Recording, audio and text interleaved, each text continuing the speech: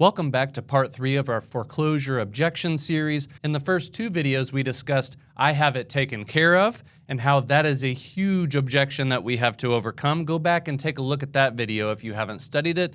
The second video discussed I'm going to let it foreclose. People that are emotionally shut down. They don't care about money. They don't care about the outcome. How you can do a grand gesture to overcome that. And in this third part of our series, we're going to go over the objection, it's none of your business.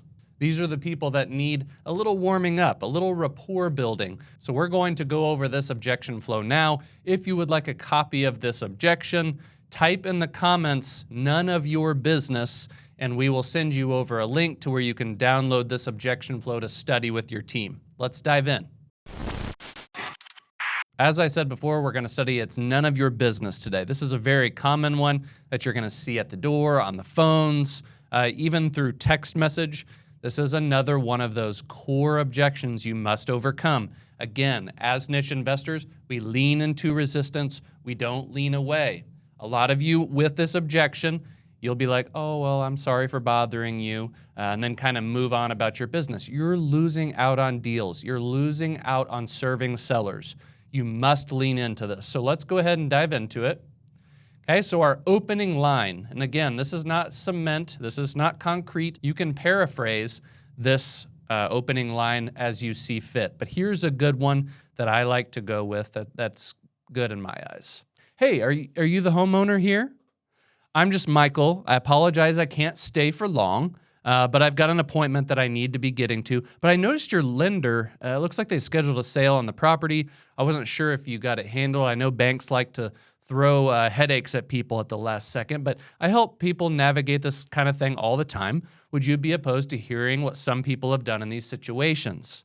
Okay, you'll notice that at the beginning, I say that I can't stay here for long. That's important. It disarms people, lets you know, hey, we're already out the door and we're going to be leaving to go to another appointment. So it makes them lower their guard, lets them let you stay a little bit longer. Okay, so they're going to then throw their objection at you. As we discussed before, it's none of your business.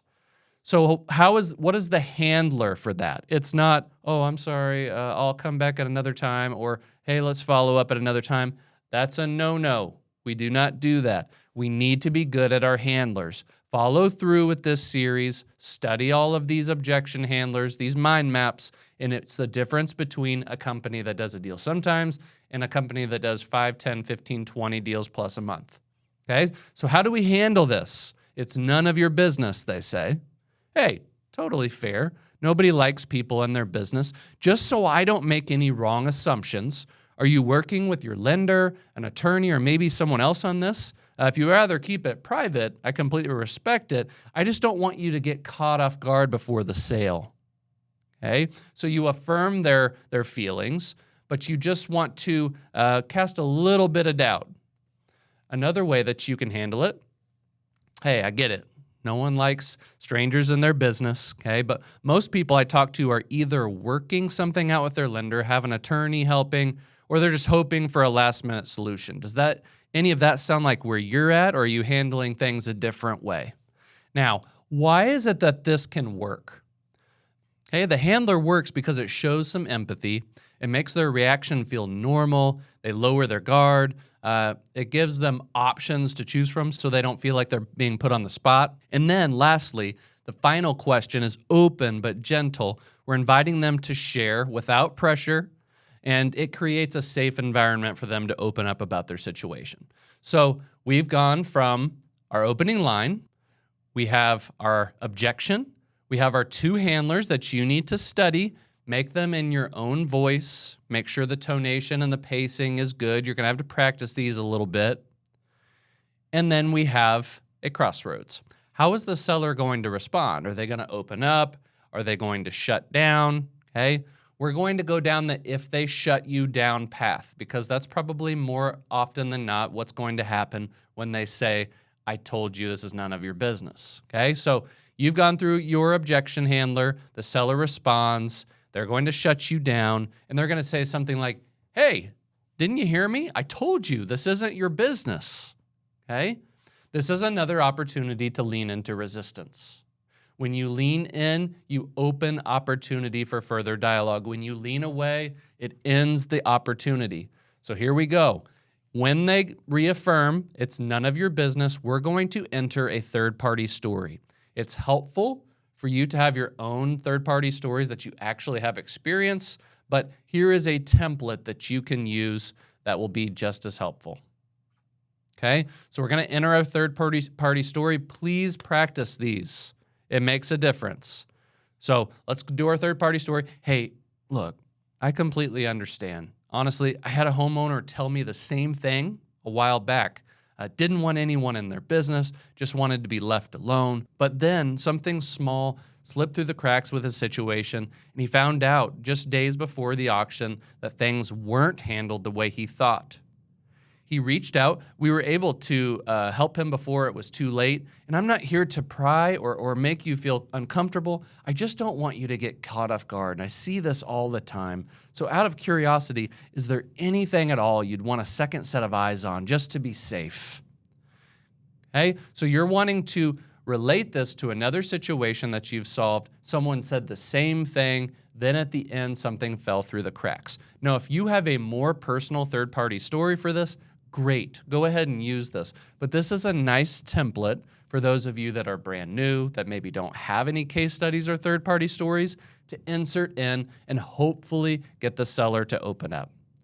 Now, hopefully they open up. We'll go down that path in a minute. But if they shut you down again, okay, for the last time, I told you this isn't your business, okay, we're going to now exit with poise, but we're going to leave a seed. We're going to lean into resistance once again. Okay, so you're going to say something to the effect of, hey, no worries at all.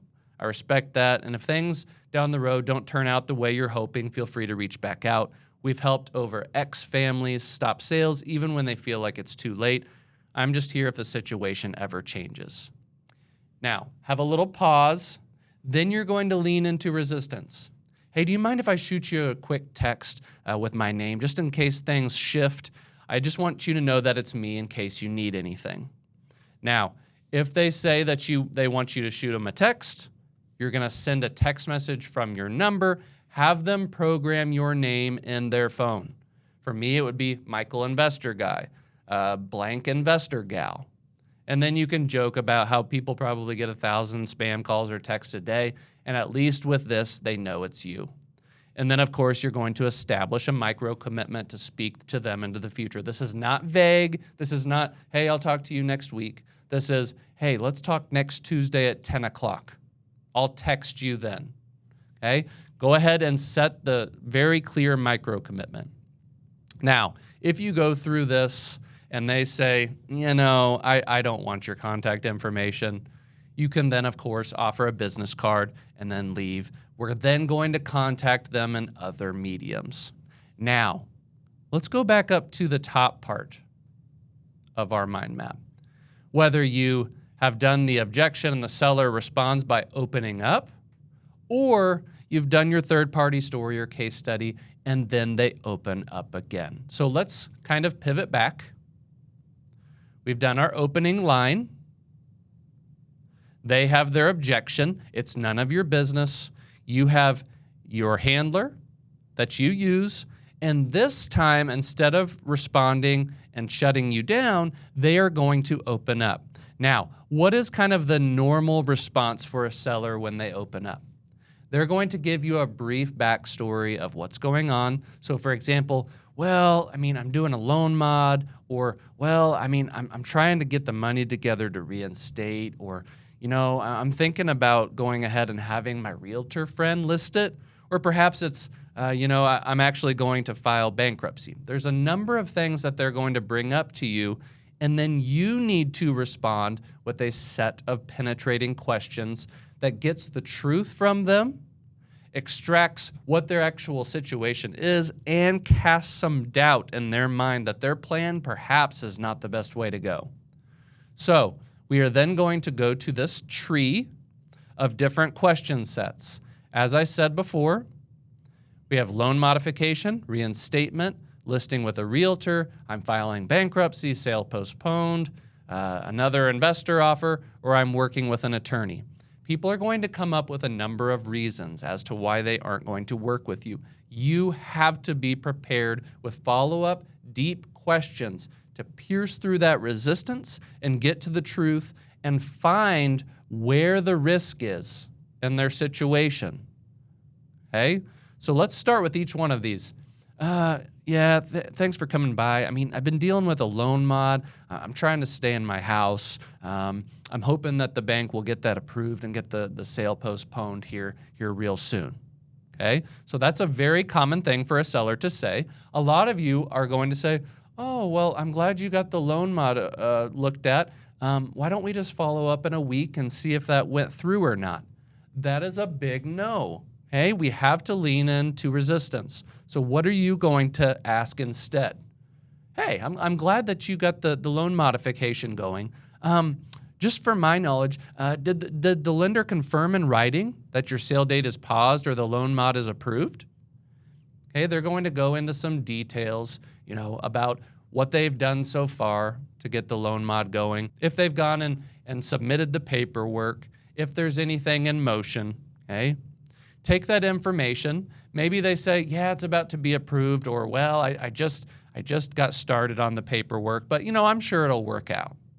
We're going to go to our next question. Okay, well, that's cool that you filled out the paperwork and you're working with loss mitigation and all that. Now, just curious, are you aware that the loan mod could raise your payment significantly? Just curious, what's your interest rate now? They'll say, 3 or 4%, something like that. Well, are you aware that loan mod could actually jack up that payment to the prevailing rate? So you might be a 6 or 7% interest rate now. What's your payment? About $1,000. If that thing went up to $1,750 or $2,000, is that something that you can afford? All of a sudden, we're casting doubt. Okay? You can also ask, hey, do you have full-time work? Can you afford the payment if it goes up 30 to 50%? Maybe they even say, I don't have a job. Well, if they don't have a job, that loan modification is not going to be approved. Okay? Then lastly, hey, what's your plan if the loan modification gets denied? All right? See what they say there. Our goal by asking those questions is to cast doubt and then identify the risk and slide into the next phase of our closing process. We'll get there in just a second, though. So let's go back to they've opened up. Okay, well, thanks for stopping by, but I'm actually going to go ahead and reinstate the loan. Okay, that's probably my next step. I'm going to keep my house. Oh, cool. Well, I'm glad that you're going to look into reinstating the loan. Honestly, that's the best thing for you. Have you received an official reinstatement or payoff letter? Sometimes those interest and fees, they add up. Oh, well, no, I haven't even done that. Okay, well, would it make sense to sign a third-party authorization? I can help you get that reinstatement ordered. Maybe you build some trust there. Or do you already have the funds ready? Are you waiting or something? Do you have a family member that's helping you out with that? Oh, well, I'm going to have a conversation with my family member, etc. Or, well, I'm waiting on my 401k to get me funds. By asking these questions, you're looking for that loose thread, something that you can pull, finding an opportunity. And again, once you find that weakness, that chink in their armor, you're going to head over here, identify what the risk is and what they are saying, proceed to the next phase of our conversation. Same thing. Hey, I'm going to list with a realtor. This is a common one. They always have a friend that's a realtor. It's amazing. Okay? Oh, all right. I'm glad that you're looking at that. Has the home already been listed?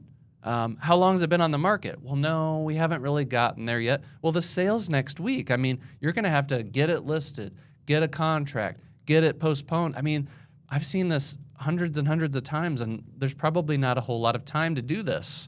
Has your agent communicated with the bank to request a sale date extension if needed? Oh, well, they're my friend. I haven't even called them yet. I was just hoping that they were going to take care of this. Well, real estate agents are great, but oftentimes they aren't trained with this. Enter the next phase of your conversation. Or, well, what if you list it and you don't get a contract for what you need, or a contract in time to get the sale postponed? What's your plan after that?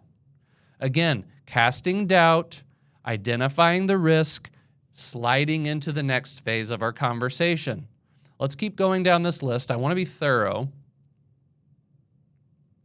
Okay, this is a common one. Well, thanks for dropping by. If I can't get something worked out, I'm just going to file bankruptcy. Hey, look, bankruptcy is effective, but it's kind of like putting a Band-Aid on an effective wound. A couple of questions for you. Have you even found an attorney that will file on such short notice? Some of these guys, they're always hanging down at the golf course or going to the ball game. It's hard to get a hold of them. Well, I've started researching, but I haven't really talked to anyone. Okay, well, let's say that you find an attorney. Are you aware that it's going to take $2,000 or $4,000 to retain the attorney up front? They're either going to say, well, yeah, I have the money, or, oh, shoot, no, I don't have that kind of money. I can't even afford my house payment. Then we could go ahead and slide into the next phase of the conversation. But maybe they do have that money, right? Well, are you aware that the payment can change after filing bankruptcy? You're going to have to go through the courts, reconsolidate your debt, get a new payment plan. Sometimes those payments can go 50, 100, 150% more. Is that something that you can stomach? Maybe they can, maybe they can't. If they can't, hey, we're going to slide over here into our next phase of the conversation. If they can, okay, well, maybe you can stomach that payment for now, but how are you paying for things right now? Well, I don't have any money in my bank account. I'm paying for it with credit cards. Okay, well, are you aware that if you file bankruptcy, that within a few days, many times they'll freeze your credit cards and you won't be able to use that credit? Oh, I wasn't aware of that. Casting doubt, sliding into the next phase of the conversation. And we can go on and on here. Well, a lot of people think that the sale is going to be postponed magically. Hey, did you receive notice from your lender that the sale was postponed? Well, no, I'm just kind of talking to them.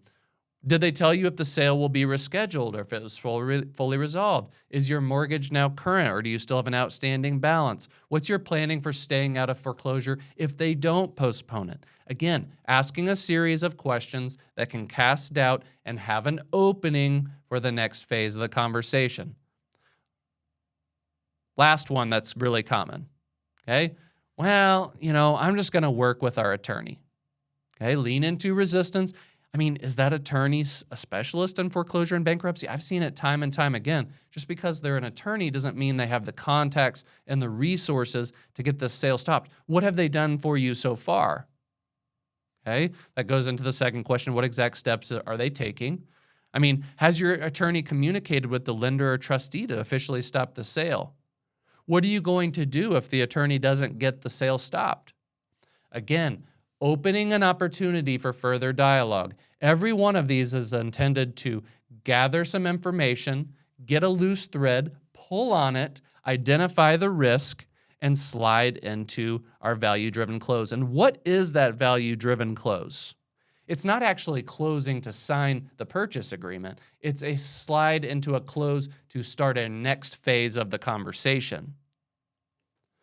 Okay, so what are you going to say? Hey, look, this totally makes sense what you're saying. I'm happy to be a second set of eyes or just be your backup in case things shift. I've got a few options. Okay? We've helped people in similar spots, and I'd be happy to go over them while we're here. So we've identified a micro problem. Let's go ahead and analyze all the other solutions that you could have and get to the point where maybe they're ready to sell the house. Okay, the seller's going to respond in one of two ways. Yeah, I'd like to hear those options. In that case, we're going to launch into the 5 options framework, of which I will leave a link in the description of a compilation of 5 option framework videos that you can listen to how that sounds like. We will also have a full mind map video for this framework right here. That 5 options framework is in large part has huge weight in all of the success I've had in real estate investing. I can't wait to share it with you. So look for that video in the coming weeks.